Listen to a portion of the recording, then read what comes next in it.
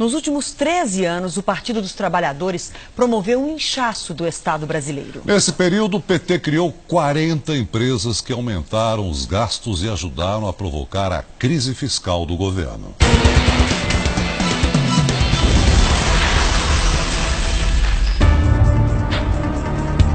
Governar é abrir empresas. Este bem que poderia ser o lema do PT no poder. Em 13 anos, Lula e Dilma criaram 40 novas estatais no Brasil. De seguradora a empresa de logística, de laboratório de biotecnologia a canal de televisão. Se funcionassem como empresas privadas, que dependem apenas do próprio caixa para sobreviver, muitas delas já teriam fechado as portas, pois operam no vermelho desde que entraram em operação.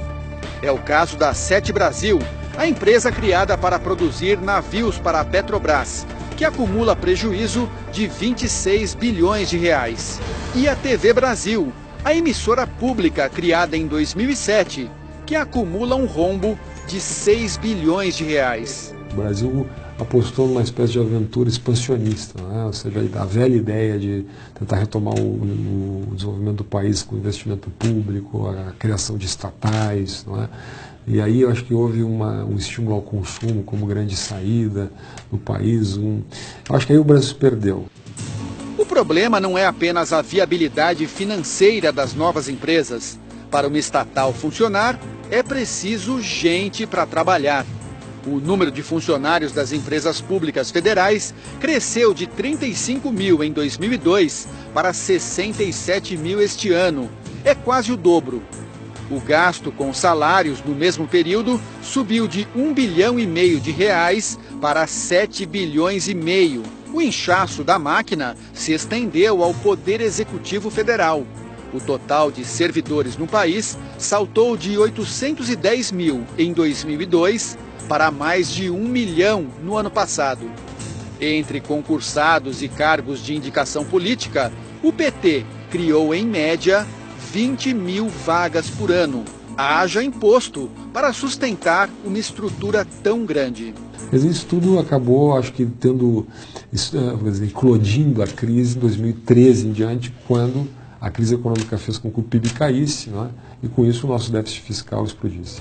Os cargos comissionados, indicados pelo PT ou por partidos que apoiavam o governo, chegaram a 120 mil no governo Dilma Rousseff. Causa um efeito de desmotivação muito grande naqueles servidores concursados que, às vezes, estão almejando a ocupar um cargo de chefia e, quando menos imaginam, são preteridos em função de alguma indicação política.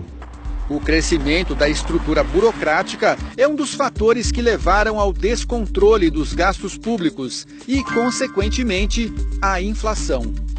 Sem ter de onde tirar mais dinheiro para sustentar a máquina, a aventura expansionista jogou o país na recessão.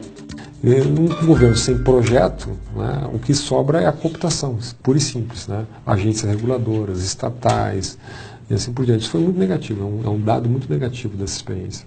Para piorar o quadro, os indicadores negativos da área econômica pegaram o governo Dilma Rousseff num momento de fragilidade, por conta do maior escândalo de corrupção da história do país.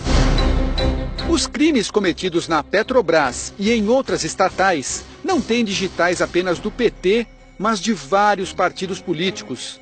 No entanto, a crise veio à tona após 13 anos do partido no poder, o que leva a crer que o PT teve papel de destaque no escândalo agora revelado.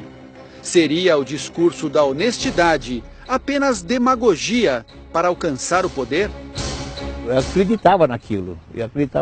Quando eu deixei de acreditar, falei, peraí, eu estou fora disso. Né? Não me confunda. E paguei o preço que tinha que pagar. Paulo de Tarso foi líder estudantil, guerrilheiro e petista. Nos anos 90, se decepcionou com o partido que ajudou a fundar. Na época, era secretário de Finanças em uma prefeitura petista no interior de São Paulo. Descobriu que havia um esquema de favorecimento em licitações para a empresa de consultoria do advogado Roberto Teixeira, amigo de Lula. Eu fiz tudo que tinha que ser feito. Fiquei durante 4 anos tentando levar a discussão do que eu tinha apurado, as provas que eu tinha, para que o partido discutisse.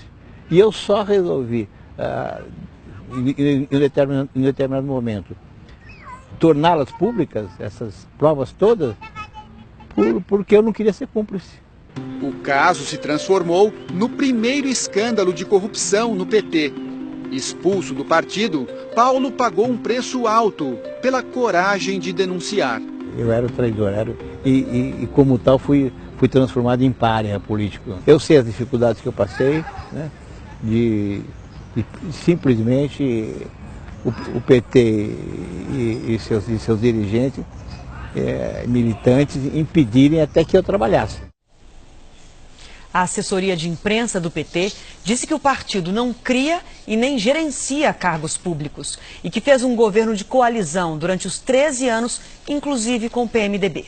O novo governo diz que já começou uma reforma administrativa que pretende reduzir o número de cargos comissionados. A previsão é cortar cerca de 4.500 vagas.